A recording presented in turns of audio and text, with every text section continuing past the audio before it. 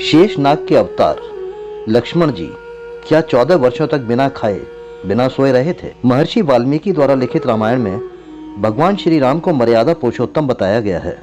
श्री राम भगवान विष्णु के 7वें अवतार थे।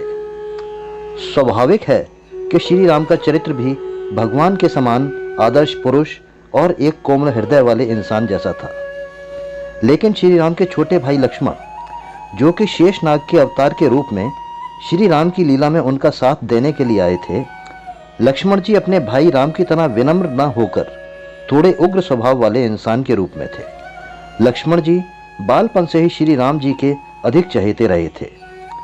वे अपने बड़े भाई श्री राम को अपने भगवान की तरह मानते थे।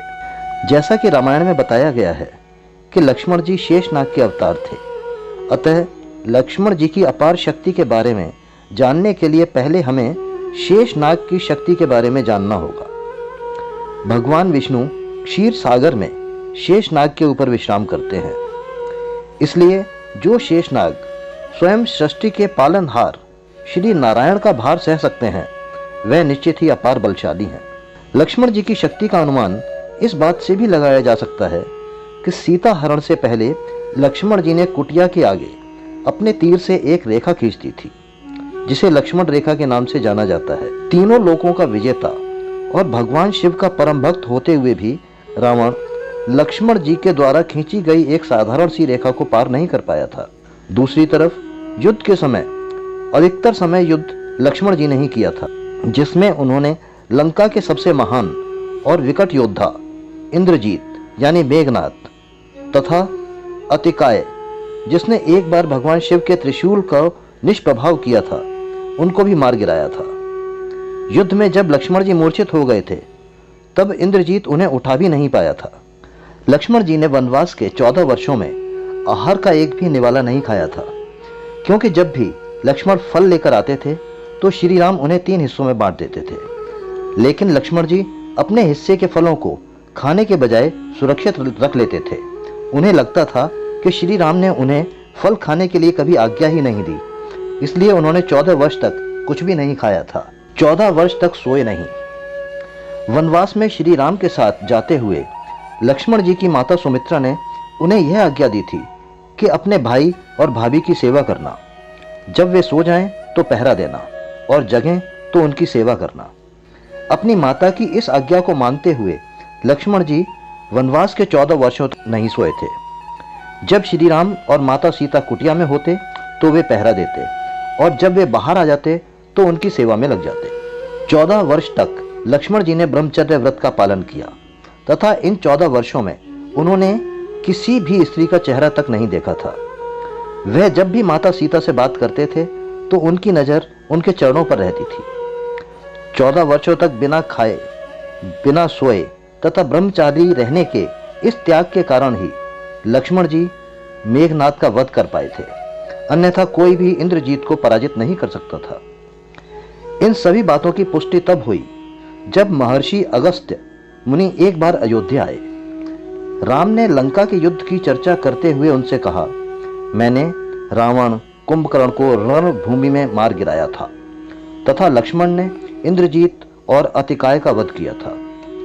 तब महर्षि ने उन्हें समझाया, हे राम, इंद्रजीत लंका का सबसे बड़ा वीर था।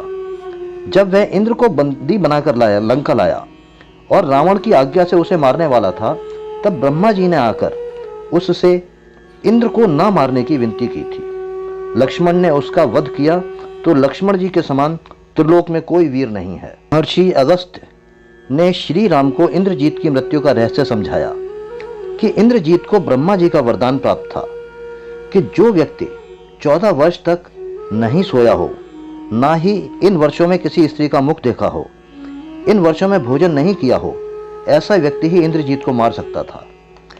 केवल वह एक ऐसा योद्धा था जिसने त्रिदेवों के तीनों अस्त्र प्राप्त थे, ब्रह्मास्त्र, वैष्णवास्त्र और पाशुपतास्त्र, जिसके कारण वह त्रिदेवों से भी अधिक शक्तिशाली था।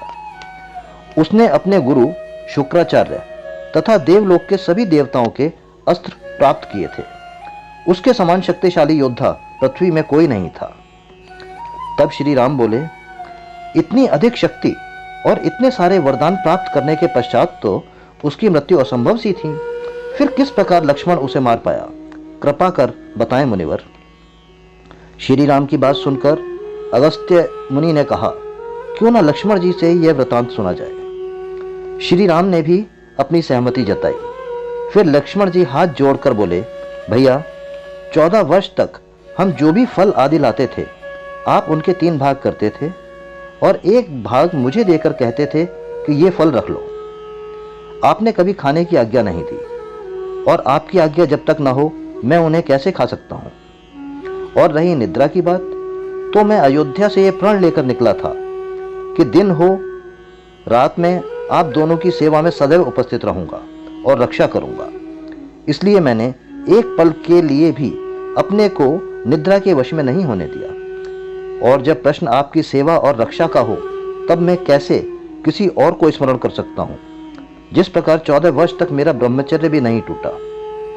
गुरु वशिष्ठ से मैंने निद्रा और भूख को संयमित करने की विद्या भी प्राप्त की थी और वह यहां काम आई। 14 वर्षों से अपनी सेवा में उपस्थित लक्ष्मण का ऐसा त्याग, वह ऐसी अतुलनीय भक्ति देखकर श्री राम सहित सभा में उपस्थित सभी लोगों की आंखों से आंसू आ गए। श्री राम ने अपने आसन से उठकर अपने अनुज को गले से लगा लिया और उन्हें आशीर्वाद दिया। कमेंट बॉक्स में शेषनाग के अवतार लक्ष्मण जी की जय हो जरूर लिखें। इसी प्रकार के धर्म और ज्ञान से संबंधित वीडियो देखने के लिए मेरे चैनल को लाइक करें, शेयर करें और सब्सक्राइब करें। धन्यवाद।